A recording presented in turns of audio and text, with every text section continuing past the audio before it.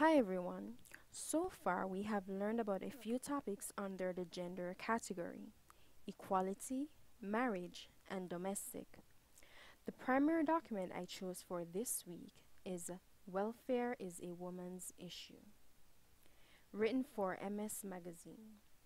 And I will show how this document relates to each topic we have studied. In the beginning of the topic on gender, we talked about women's equality and gay rights. Women have been fighting for equality for a very long time. They were always seen as second-class citizens to the men in society. Women were not able to do certain things because they did not have the same freedom men had. And this article shows some of these issues that they had or have still. For example, the author wrote, "In this country, if you are a woman, a black woman, a poor woman, a fat woman, or a middle-aged woman, and is on welfare, then you count less than a human being." The author also wrote that in this country, if you're all those things, then you don't count at all. We have seen this to be true over and over again. If you're a woman, you're expected to be tame. If you're a black woman, you are even seen as more inferior than white women. If you're a poor woman, many people look down on you. If you're a fat woman, people look at you differently because you might not be what they think is attractive enough. And if you're a middle-aged woman, you are getting old, so that is seen as bad. Women have been doing household work for years, and when looking in from the outside, people think that household work is not a job. Most people think that housewives and housemates sit around all day while the men go out to work. In reality, women have to do many tedious chores that can be exhausting, and if this was any other regular job, it would be paid for. The primary document talks about this also. The author wrote, "Because up until now, we've been raised to expect to work all our lives for nothing, because we are the worst educated, the least skilled, and the lowest paid people there are, because we have to be almost totally responsible for our children, because we are regarded by everybody as dependents, that's why we are on welfare, and that's why we stay on it." Truthout.org also talks about unpaid wages. It states that not only is such work essential to maintaining the household, it is deeply interwoven with social development. Stability at home provides a base of security that enables other forms of economic advancement. So equality has been an issue in society for a very long time because people have been putting women's work in the back of their minds as nothing that contributes to society.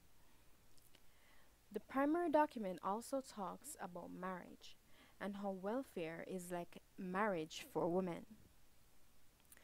In a marriage, particularly before the feminist movements, women were unable to do certain things without their husband's permission. Women had no say. They had to do what they were told and had to obey their husbands. And the document illustrates this. It states that welfare is like a super sexist marriage. You trade in a man for the man, but you can't divorce him if he treats you bad. He can divorce you, of course, cut you off anytime he wants. But in that case, he keeps the kids, not you. The man runs everything. In ordinary marriage, sex is supposed to be for your husband. On AFDC, you're not supposed to have any sex at all.